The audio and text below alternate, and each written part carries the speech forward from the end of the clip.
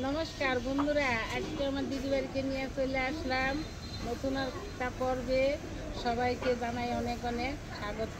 প্রতিদিনের তো ঘরোয়াভাবে যা রান্না বান্না করি ওইটি ভিডিওতে দেখাই, কিন্তু আমি এক্সট্রাভাবে কোনো কিছু করি না। তা আজকেও কী রান্না বান্না করি চলেন আপনাদের দেখাই, রান্না করে চলেন। তো প্রতিদিন আমরা ঘরোয়াভাবে যা রান্নাবাড়া করি সবটাই আপনাদের সাথে শেয়ার করি। আজকেও সেটাই শেয়ার করব। চলুন যাই রান্নাঘরে, মা কী রান্নাবাড়া করে সবটাই আপনাদের সাথে শেয়ার করব। আজকে আকাশের পরিবেশটা খুবই ভালো, রোদও উঠেছে, কিন্তু গরমও আছে, আবার ঠান্ডা ঠান্ডাও লাগে।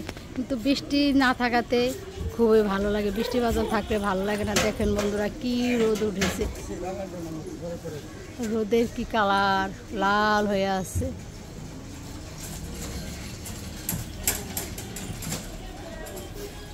তাই সম্পূর্ণ পর্বটার সঙ্গে থাকুন, সাথে থাকুন। আশা রাখছি ভালো লাগবে। ভালো লাগলে লাইক, কমেন্ট, চ্যানেলটি সাবস্ক্রাইব করে আমাদের পাশে থাকবেন। যারা নতুন দেখছেন অবশ্যই চ্যানেলটিকে একটা সাবস্ক্রাইব করে দিবেন। আর ভিডিওটা আপনাদের আশেপাশে যারা আছে তাদের মাঝে ছড়িয়ে দিবেন, তাদেরকে দেখার সুযোগ করে দিবেন। বেশি বেশি করে তাদের সাথে শেয়ার করবেন। আপনারা আছেন বলেই তো আমরা ভিডিও করি, ভিডিও করার প্রেরণা পাই। তাই চলেন কি রান্নাবাড়া করে সবটাই আপনাদের দেখাবো। দেশ ও দেশের বাইরে যে যেখান থেকে আমাদের এই ভিডিও দেখেন তাদেরকে জানাই অসংখ্য অসংখ্য ধন্যবাদ। এভাবেই আপনারা প্রথম থেকে শেষ পর্যন্ত পর্বটা দেখবেন, অনুরোধ রইল। দেখার পর যদি একটু ভালো লেগে থাকে অবশ্যই চ্যানেলটিকে একটি সাবস্ক্রাইব এবং কমেন্ট, শেয়ার, লাইক করে দেবেন। আপনাদের কাছে এটা আমার অনুরোধ, আশা রাখলাম। সব কিছু রান্নাঘরে চলে আসছে, সব কিছু কেটে ধুয়ে ভালো করে পরিষ্কার করে ধুয়ে চলে আসছে রান্নাঘরে। তাই আমি আজকে রান্না করুন এখানে কুমড়ো শাক দেওয়া, কুমড়া আর পেঁপে, আলু ডাটা দিয়ে এটা একটা ঝোল রান্না করি।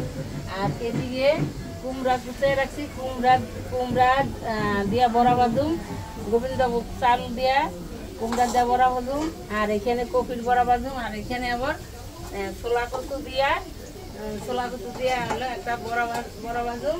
আর এদিকে রান্না বসাই দিছি। এদিকে আমি দারুণ স্বাদের একটা তরকারি রান্না করুন। এই কুমড়াটা ভেজে রাখছি, আলুটা ভাজছি, আলুটা লাল লাল করে ভাজা হয়ে গেছে। এটা কয়েকদিন মাঝে মাঝে এটা ঘরে রান্না করে খাই, খেতে খুব স্বাদ, অনেক দারুণ মজা। তো আজকে আবার ভাবলাম যে আপনাদের সাথে শেয়ার করি, আপনাদের দেখাই যে আপনারাও এইভাবে রান্না করে খেয়ে দেখেন, খুব সুস্বাদ দুগুনীয়। এখানে কি আলুটা ভাজতেছ না? মিষ্টি কুমড়োটা আগে ভেজে নিচ্ছি। এখানে আছে মাখা মাখা করে রান্না করুন, এই তরকারিটা খেতে খুবই স্বাদ, মানে একটা মাখো ঝোল দিয়ে রান্না করবা। দারুণ একটা রান্না, আপনারা চাইলে খেয়ে দেখেন রান্না করে, খুবই স্বাদ, খুবই ভালো লাগে। রান্নাটা দেখার পর যদি আপনাদের ভালো লাগে তবে এইভাবে রান্না করে খেয়ে দেখবেন, ভালোই লাগে।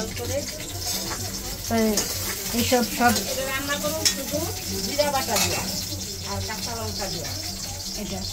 আর এই যে কুমড়া শাকের ঝোলটা তো রান্না করবা এই কাঁচা লঙ্কা দিয়া এই ঝোলটা রান্না করুন। শাকগুলো বসাই দিছি, লবণ মরিচ দিয়া দিছি, কাঁচা লঙ্কা দিয়া দিছি, এখন একটু হলুদ দিয়া দিই।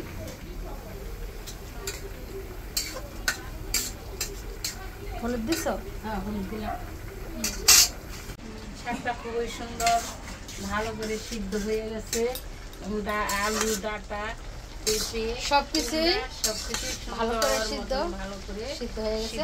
এখন সোমবার দেবো, সম্বার দেবো, নামাইয়া সম্বার দেবো।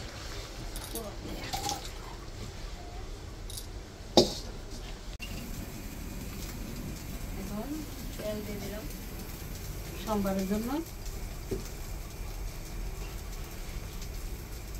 লঙ্কা ফোড়নে দিলাম কালো জিরা দিয়ে দিলাম না পুরানো সম্বারটা করবো না নাকি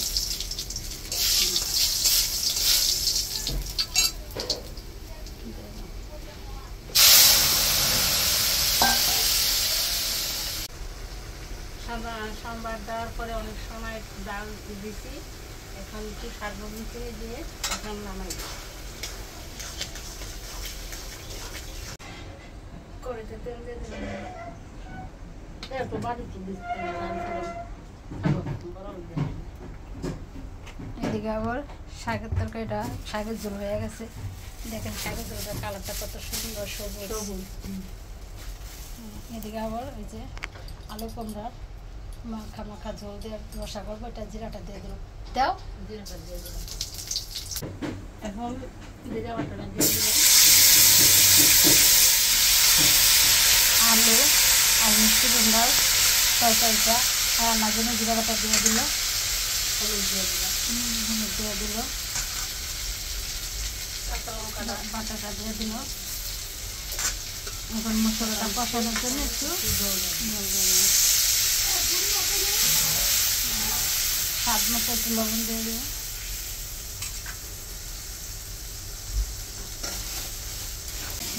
সবটা দিয়ে দিলাম।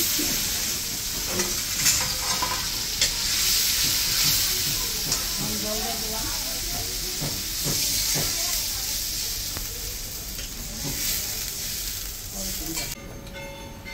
ঝোলটা ফুটে গেছে, এখন মিষ্টি কুমড়োটা আর আলুটা দিয়ে দেব ঝোলে।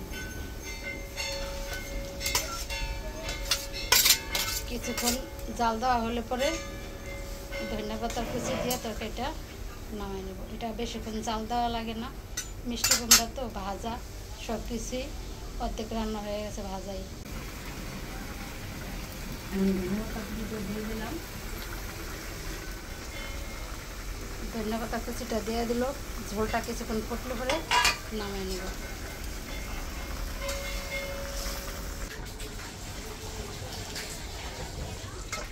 কুমড়োর তরকারিটা হয়ে গেছে, নামাই নিল।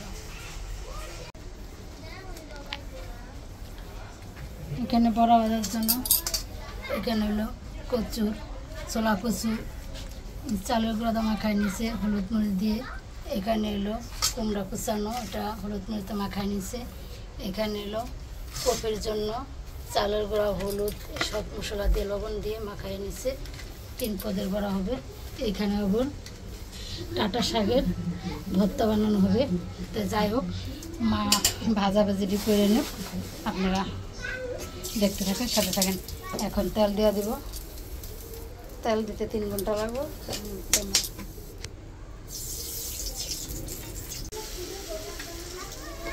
এখন ফুলকপির বড়াটা ভেজে নিতে হচ্ছে।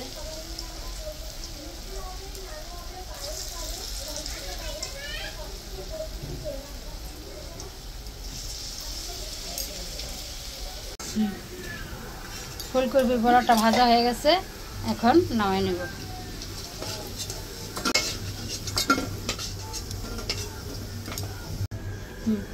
ছোলা কচুর বড়াটা ভেজে নিতে হবে। এটা হলো ছোলা কচুর বড়া না? হ্যাঁ।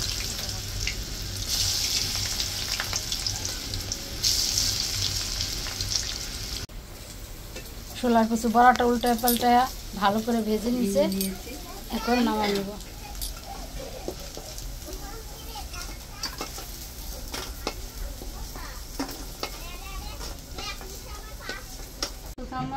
বড়াটা ভেজে নেব।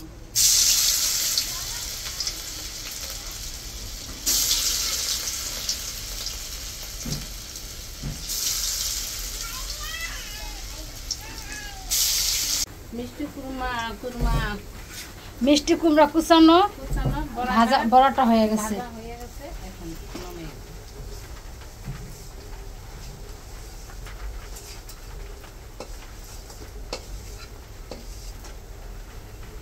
এই 3 রকমের বড়া ভাজা হয়ে গেল।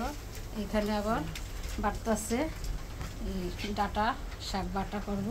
এখন মরিচটা ভেজে নেব। মরিচটা ভাজবো না,